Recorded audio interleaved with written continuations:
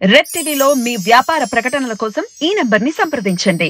Sir, Pawan Kalyan ఇప్పటికీ ఎక్కడ పోటీ చేస్తున్నారు అనేది ఇంకా స్పష్టంగా చెప్పలేకపోతున్నారు. అండ్ నిన్న వచ్చిన ఆయన భీమవరం నుంచి చేస్తున్నారు అని చెప్పేసి అన్నా కూడా లేదు అంటే స్పష్టంగా చెప్పలేకపోయారు. ఎక్కడ పోటీ చేసిన అంటే ఇప్పుడు నాయకుడు అయితే చెప్పాలి, ఈయనైతే చెప్పలేకపోతున్నారు. ఎందుకు? ఇది మామూలుగా అదేది అంటారు కదా, నా దారి రహదారి లాగా పవన్ కళ్యాణ్ దారి సపరేట్ దారి. ఆయన మిగతా రెగ్యులర్ రాజకీయ నాయకుల్లాగా ఏది చేయడు, కొంత తేడాగానే చేస్తూ ఉంటాడు. ఇది కూడా ఆ కోవకే వచ్చింది. మామూలుగా అయితే ఎవ్రీ పొలిటికల్ పార్టీ బాస్ ఖచ్చితంగా ముందే అనౌన్స్ చేస్తారు. వాళ్ళకేమి చివరి నిమిషం వరకు లాగేదే ఉండదు. ఇప్పుడు చంద్రబాబు కుప్పం, జగన్ పులివెందుల, తర్వాత లోకేష్ మంగళగిరి, అట్లా అందరూ కూడా ఏ పార్టీలైనా కూడా అనౌన్స్ చేస్తారు. ఇప్పుడు బీజేపీ కూడా ఆమె ఆల్రెడీ పురంధేశ్వరి రాజమండ్రి అని చెప్తున్నారు. అది వాళ్ళు ఇప్పుడే పొత్తుల్లోకి వెళ్ళారు కాబట్టి అనౌన్స్ చేస్తారు. ఆమె ఇంతకుముందు చేసింది రాజంపేటలో చేసింది, ఇప్పుడు రాజమండ్రిలో చేసే అవకాశం ఉంది. సో ఏదేమైనా ఏ పార్టీ నాయకుడైనా ముందుగా డిక్లేర్ చేస్తారు అక్కడ, ఎందుకంటే క్యాడర్ను ప్రిపేర్ చేయడం, అక్కడ విన్నింగ్ అవకాశాలను గట్టిగా చూసుకోవడం, ఇవన్నీ ఉంటాయి.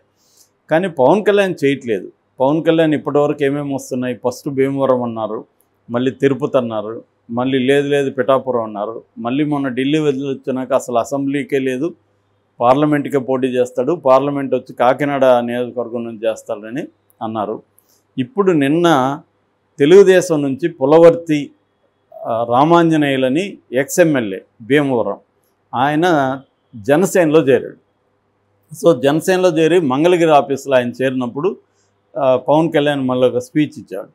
ఆ రామాంజనేయులు చేరిన ఆయన ఏమన్నాడంటే, ఫస్ట్లో నేను ఇక్కడ భీమవరంలో చేరుతున్నానంటే భీమవరం నుంచి నేను పోటీ చేయను, పవన్ గారే చేస్తారు అని ఆయన ప్రకటించేశాడు. మరి ఆయన ముందు అడిగి చెప్పాడా లేకపోతే స్పాంటేనియస్లో చెప్పాడా తెలియదు. రాజకీయ నాయకులు ప్లాన్ లేకుండా ఏం చెప్పరు. మరి ఎలా చెప్పాడనేది ఒకటి ఉంది. దాని తర్వాత పవన్ కళ్యాణ్ వచ్చి విచిత్రమైన విన్యాసాలు చేశాడు. అంటే భీమవరం నాది, నేను వదులుకోను, నన్ను అక్కడ ఓడించినా కూడా నన్ను వాళ్ళు గుండెల్లో పెట్టి చూసుకున్నారు, దాన్ని వదలను నేను అని మాట్లాడాడు. మళ్ళీ భీమవరం నుంచి ఎవరు పోటీ చేసినా ఖచ్చితంగా గెలుస్తారు అని ఇలాంటి భాష మాట్లాడాడు. అంటే నేనే అక్కడ పోటీ చేస్తున్నానని మాట్లాడాలి, ఎవరు పోటీ చేసినా అక్కడ గెలుస్తారు, గెలిపించుకోవాలి అనేది మాట్లాడాడు. తర్వాత ఏమో భీమవరంలో గ్రంథి శ్రీనివాస్ చాలా దుర్మార్గాలు చేస్తున్నాడు, అతను పెద్ద రౌడీ, చివరికి టీ అమ్ముకునే వాళ్ళు, రోడ్ సైడ్ ఉండే వాళ్ళని కూడా వదలట్లేదు అతను, ఆ రౌడీని మనం దించేయాలి అనేది మాట్లాడాడు. దాని తర్వాత అక్కడ అసలు ఇల్లు అమ్మాలంటే కూడా, ఎవరైనా జాగా అమ్మాలంటే కూడా భయపడుతున్నారు, నేనే ఇల్లు అడిగితే నాకు ఇవ్వడానికే భయపడ్డారంటే అర్థం చేసుకోండి అని మాట్లాడు. మరి ఈయన అక్కడ ఇల్లు ఎందుకు అడిగాడు, ఇప్పుడు కూడా ఏమంటున్నాడు, రామాంజనేయులకి చెప్తున్నాడు, మీరు అక్కడ జాగా చూడండి, మన ఆఫీస్ కడదాం, ఆఫీస్లో నేను నివాసం కూడా ఉంటానని చెప్తున్నాడు. భీమవరంలో ఈయన ఎందుకు నివాసం ఉంటాడు అంటే, వీటన్నిటిని బట్టి భీమవరంలో ఆయన ఏమైనా పోటీ చేస్తాడా అన్న డౌట్లు అయితే మళ్ళీ వస్తున్నాయి. అంటే కావాలనే పవన్ కళ్యాణ్ కన్ఫ్యూజ్ చేయడానికి ట్రై చేస్తున్నాడు. ముందు నుంచి కూడా పవన్ కళ్యాణ్లో ఉండే గొప్ప క్వాలిటీ ఏంటంటే, ఈ కన్ఫ్యూజెస్ పీపుల్. చాలామంది అతనికే కన్ఫ్యూజన్ ఉందని అనుకుంటారు. నాకు తెలిసి అతనికి కన్ఫ్యూజన్ లేదు, అతనికి క్లారిటీ ఉంది. ఏం క్లారిటీ అంటే కన్ఫ్యూజ్ చేయాలి అనే క్లారిటీ ఉంది అతనికి. కాబట్టి కన్ఫ్యూజ్ చేస్తుంటాడు. కన్ఫ్యూజ్ చేయడం వెనక ఒక స్ట్రాటజీ ఉంటుంది. ఆ స్ట్రాటజీని బట్టి అతను కన్ఫ్యూజ్ చేసుకుంటూ వెళ్తున్నాడు. సో ఇప్పుడు ఇతని స్ట్రాటజీ ఏంటి అసలు, నిజంగా అసెంబ్లీకి చేస్తాడా, లేకపోతే అసెంబ్లీ కాదనుకొని పార్లమెంట్కి చేస్తాడా, లేకపోతే అసెంబ్లీ పార్లమెంట్కి కలిపి చేస్తాడా అనేది చూసినప్పుడు నాకున్న అండర్స్టాండింగ్ ఏమంటే, అతను అసెంబ్లీకి పార్లమెంట్కి చేసే అవకాశాలు ఉన్నాయి. అసెంబ్లీకి మాత్రం చేయకుండా ఉండడు. ఎందుకంటే అసెంబ్లీకి చేయకపోతే మాత్రం అతని చాప్టర్ క్లోజ్ అయిపోతుంది ఆంధ్రప్రదేశ్ రాజకీయాల్లో. మళ్ళీ వాళ్ళ అన్నలాగా ఢిల్లీ నుంచి ఇంటికి వచ్చేయాలి డైరెక్ట్గా. ఎందుకంటే ఇప్పటికే తీవ్ర వ్యతిరేకత ఉంది. ఈసారిగా అసెంబ్లీలో చేయకపోతే అతని చాప్టర్ క్లోజ్. రెండవది, ఓటు ట్రాన్స్ఫర్ కూడా కష్టమైపోతుంది. అసలు చంద్రబాబు ఇతనితో పొత్తెందుకు పెట్టుకున్నాడు, ఇతనికి ఏదో ఒక 6% ఓట్లు వచ్చాయి లాస్ట్ ఎలక్షన్లో. ఇదేమన్నా పెరుగుంటే 1-2% పెరుగుంటుంది. ఎంత పెరిగినా ఒక 5-6% మనకు ఓట్ల వస్తే మనకున్న దేనికి ఇదవుతుంది. లేదంటే 6 సపరేట్ అయిపోయి మనది వీళ్ళ మధ్య చీలిపోయి జగన్ మళ్ళీ అధికారంలోకి వస్తాడన్న ఒక వ్యూహంతో చంద్రబాబు పొత్తు పెట్టుకున్నాడు. ఇతను ఎందుకు పెట్టుకున్నాడు? గతంలో అసలు మనకి 0, ఇప్పుడు ఎన్ని వచ్చినా వచ్చినట్టే కదా.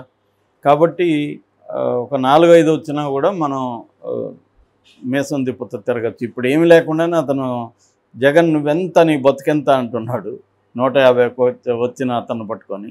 సో ఇంకా 5 వస్తే అతని పరిస్థితి రేపు మోడీని కూడా అంటాడు నువ్వెంత నీ బతుకెంత మోడీ అన్నా కూడా అంటాడు. సో అటువంటి ఇది చేద్దామని అతని ప్లాన్. ఈ కాంటెక్స్ట్లో అతను ఎందుకు అనౌన్స్ చేయట్లేదంటే నాకు తెలిసి ఒకటే అతనికి భయం. ఏం భయం అంటే మనం ముందుగా అనౌన్స్ చేస్తే జగన్ అన్ని రకాలుగా మనల్ని ఓడించడానికి అక్కడ ఏర్పాట్లు చేసుకుంటాడు. కాబట్టి కన్ఫ్యూజ్ చేయాలి. భీమవరమా, కాకినాడ, తిరుపతి, పిఠాపురమా, ఈ కన్ఫ్యూజన్లోంచి ఇవేవి కాకుండా ఇంకో దగ్గర కూడా చేయొచ్చు అతను. అప్పుడు ఏమవుతుంది, జగన్ ఏం చేస్తున్నాడు, ఆల్రెడీ పిఠాపురం, కాకినాడ ఏరియాల్లో ఆఫీసర్ని వీళ్ళందరినీ తనకు అనుకూలమైన వాళ్ళని పెట్టుకుంటూ వస్తున్నాడు. దాని మీద కూడా ఈనాడు జ్యోతుల్లో రాశారు. సో పెట్టుకుంటూ వస్తున్నాడు. తర్వాత అక్కడ గ్రౌండ్ లెవెల్లో ప్లాన్ చేసుకుంటున్నాడు. అక్కడ డబ్బులు పంపు చేయడానికి కూడా ముందు నుంచే ప్లాన్ చేసుకుంటున్నాడు. అంటే జగన్ ఉద్దేశం ఏమంటే ఇటు చంద్రబాబును ఓడించాలి, లోకేష్ను ఓడించాలి, పవన్ కళ్యాణ్ ఓడించాలి, అచ్చెన్నాయుడిని, ఇలాగా కొంతమందిని టార్గెట్ పెట్టుకున్నాడు జగన్. ఈ టార్గెట్ పెట్టుకొని వర్క్ చేస్తూ ఎప్పటి నుంచో వర్క్ చేస్తున్నాడు. మిగతా వాళ్ళకైతే తెలుసు కాబట్టి అతనికి ఎప్పటి నుంచో వర్క్ చేస్తున్నాడు. పవన్ కళ్యాణ్ తెలియదు ఎక్కడి నుంచి చేస్తాడో. జగన్కి కూడా కన్ఫ్యూజన్ ఉంటుంది కదా. రెండోది ఒకవేళ ఆయనకున్న ఇన్ఫర్మేషన్ ప్రకారం ఉన్నా కూడా 3-4 అయితే ఉంటాయి. అంటే మామూలుగా గెరిల్లా వార్ఫేర్లో ఒక టెక్నిక్ ఏంటంటే డిసెప్షన్ అనేది వెరీ ఇంపార్టెంట్. గెరిల్లా వార్ఫేర్లో you have to deceive the enemy. అంటే నేను నార్త్ వెళ్తున్నట్టుగా నమ్మించి సౌత్ వెళ్తాను అనమాట, లేకపోతే వెస్ట్ వెళ్తాను, ఈస్ట్ వెళ్తాను, నార్త్ మాత్రం వెళ్ళను. కానీ నార్త్ వెళ్తున్నట్టుగా అందరినీ నమ్మిస్తాను, నా దగ్గర ఉన్న వాళ్ళని కూడా నమ్మిస్తాను అన్నమాట. That is the tactics of guerrilla warfare. So రాజకీయాల్లో కూడా పవన్ కళ్యాణ్ ఇది అమలు చేస్తున్నాడు. అంటే అతను ఏ నియోజకవర్గంలో పోటీ చేయబోతున్నాడో చివరి వరకు తేల్చకుండా ఇంకా నామినేషన్ల డేట్ అనౌన్స్ అయినాక అప్పుడు చేస్తాడు. సో దీనివల్ల అతనికి నష్టం లేదా అంటే ఖచ్చితంగా ఉంటుంది. ఎందుకంటే చివరి నిమిషంలో చెప్తే ప్రిపరేషన్కి టైం ఉండదు, ఇవన్నీ ఉంటాయి. కానీ మేబీ 2 ప్రమాదాలు ఉన్నాయి. ముందే చెప్తేమో జగన్ ప్లాన్ చేసుకుంటాడు ఓడించడానికి, ముందే చెప్పకపోతేమో ప్రిపరేషన్కి తగిన టైం ఉండదు. ఈ రెండిట్లో ఏది పెద్ద ప్రమాదం అనేది అతను అసెస్ చేసుకొని జగన్దే పెద్ద ప్రమాదం. సో కాబట్టి మనం ఈ ఎన్నికల కోడ్ ఒకసారి వచ్చేసినాక జగన్ ఎవరిన ఆఫీసర్ని అపాయింట్ చేయలేడు. ఒకవేళ ఉన్న ఆఫీసర్ని కూడా మనం వాళ్ళ మీద కంప్లైంట్ ఇచ్చి తీయించవచ్చు. కాబట్టి ఎన్నికల కోడ్ వచ్చి అనౌన్స్ అయినాక అప్పుడు పవన్ కళ్యాణ్ అనౌన్స్ చేస్తాడు. అప్పుడేంటంటే జగన్ ఈ ఆఫీసర్ని వీళ్ళంతా మేనేజ్ చేయలేడు, ఒకటి కట్ అయిపోతుంది.